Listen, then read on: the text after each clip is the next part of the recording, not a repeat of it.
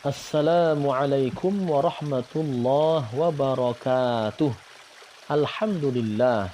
Alladzi anzala ala abdihil kitaba wa lam yaj'al lahu iwaja qayyima. Wassalatu wassalamu ala sayyidina Muhammad wa ala alihi wa ashabihi ajma'in. Amma ba'd. Saudara-saudariku, uhibbukum fillah. Ibadah Rasulullah Sallallahu Alaihi Wasallam bagian pertama. Secara bahasa, ibadah berarti ketundukan. Oleh karenanya, dalam bahasa Arab disebutkan thoriq mu'abbad atau thoriq muzallal, yang berarti jalanan menunduk atau menurun. Adapun secara syariat, ibadah berarti ketundukan penuh kepada Allah Ta'ala disertai dengan kecintaan dan ketaatan.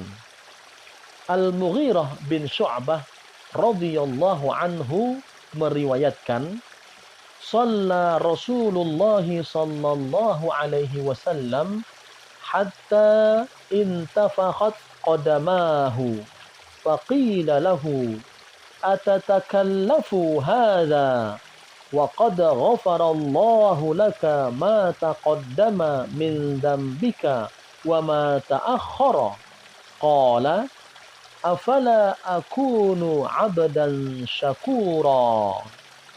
Rasulullah sallallahu alaihi wasallam melaksanakan sholat tahajud hingga kedua telapak kakinya bengkak. Kemudian ada seseorang yang bertanya kepada beliau, "Mengapa engkau membebani diri seperti ini? Sedang Allah Ta'ala telah mengampuni segala dosamu di masa lalu dan masa depan." Beliau menjawab, "Tidak bolehkah aku ingin menjadi hamba yang bersyukur kepada Allah?" Hadis riwayat At-Tirmidzi, Al-Bukhari, Muslim, An-Nasa'i, Ibnu Majah, Ahmad, Ibnu Sa'ad, dan Ibnu Khuzaimah. Saudara-saudariku yang berbahagia, Rasulullah sallallahu alaihi wasallam melaksanakan sholat tahajud hingga kedua telapak kakinya bengkak karena saking lamanya berdiri. Sepertinya dalam satu rakaat beliau sanggup menyelesaikan surah Al-Baqarah dan An-Nisa. Kemudian ada seseorang yang bertanya kepada beliau, mengapa Rasulullah sallallahu alaihi wasallam membebani diri dengan melakukan sholat yang sedemikian lama hingga kedua kakinya bengkak, sedang Allah Ta'ala telah mengampuni dosa-dosanya di masa lalu dan masa depan. Sebagaimana firman Allah Ta'ala, Inna fatahna laka fataham mubina liyaghfira laka Allahu ma taqaddama min dzambika wa ma ta'akhkhara wa yutimma ni'matahu 'alaika wa yahdiyaka siratan mustaqima. Sungguh kami telah memberikan kepadamu kemenangan yang nyata, agar Allah memberikan ampunan kepadamu Muhammad atas dosamu yang lalu dan yang akan datang, serta menyempurnakan nikmatnya atasmu dan menunjukimu ke jalan yang lurus. Surah Al-Fatah ayat 1-2. Kalimat afala akunu abdan syakura, maksudnya ampunan Allah terhadap dosa-dosaku yang telah lalu dan yang akan datang merupakan nikmat dari Allah Ta'ala dan sudah semestinya si penerima nikmat mensyukuri kenikmatan yang sangat agung itu kepada Allah Ta'ala. Cara mengungkapkan rasa syukur kepada Allah adalah dengan mengakui betapa agungnya nikmat itu dalam hati, kemudian mengucap syukur dengan lisan, dan mengerahkan seluruh anggota tubuhnya untuk beribadah kepada Allah Ta'ala.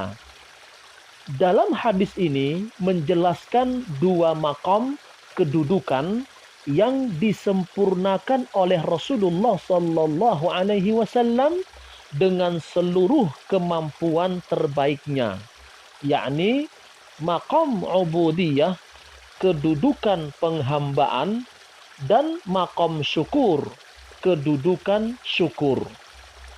Hal ini membuktikan bahwa beliau alaihi salatu wassalam memang manusia yang paling bertakwa dan teguh dalam beribadah. Tidak diragukan lagi jika beliau menjadi seorang imam, panutan, serta teladan bagi orang-orang yang bertakwa dan bersyukur. Seorang hamba diperbolehkan melakukan sholat tahajud hingga kedua telapak kakinya bengkak, selama sholat itu tidak membawa pada madarat, seperti kemalasan atau kebosanan. Jika ia justru berpotensi menyebabkan kemalasan dan kebosanan dalam beribadah, sebaiknya tidak dikerjakan.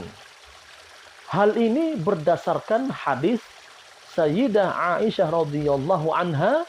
Ia berkata, Rasulullah sallallahu alaihi wasallam bersabda, "Khudhu minal a'mali ma tutiqun, fa innallaha la yamallu hatta tamallu."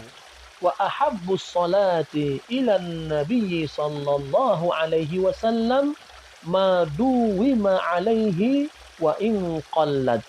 Wa kana idza shalla salatan dawama 'alaiha. Lakukanlah amalan yang mampu kalian lakukan, karena Allah tidak akan bosan hingga kalian sendirilah yang bosan. Salat yang paling dicintai Nabi sallallahu alaihi wasallam adalah salat yang dijaga kesinambungannya meskipun sedikit.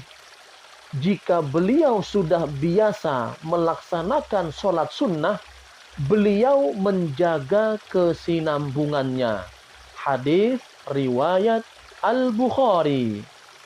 Mengenai hadis ini, Ibnu Hajar rahimahullah berkata, hal itu boleh saja dilakukan selama tidak berpotensi menyebabkan kebosanan dalam ibadah. Jika kita melihat kondisi Nabi Shallallahu Alaihi Wasallam, kita akan mendapati bahwa beliau adalah teladan yang paling ideal dan sempurna. Beliau tidak pernah merasa malas atau bosan, meski ibadah yang beliau lakukan terkadang memberatkan badannya sendiri.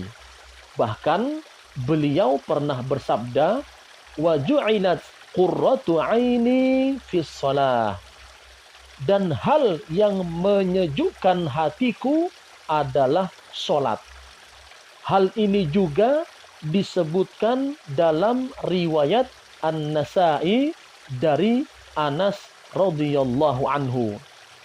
Adapun bagi orang selain beliau, jika khawatir ibadah yang dilakukan justru mengakibatkan kemalasan dan kebosanan, maka tidak perlu memaksakan diri untuk mencontoh persis seperti apa yang dilakukan oleh Rasulullah Sallallahu Alaihi Wasallam. Hal ini berdasarkan pada sabda beliau alaihi salatu wassalam, lakukanlah amalan yang mampu kalian lakukan karena Allah tidak akan bosan hingga kalian sendirilah yang bosan. Wallahu alam. Wassalamu alaikum warahmatullahi wabarakatuh.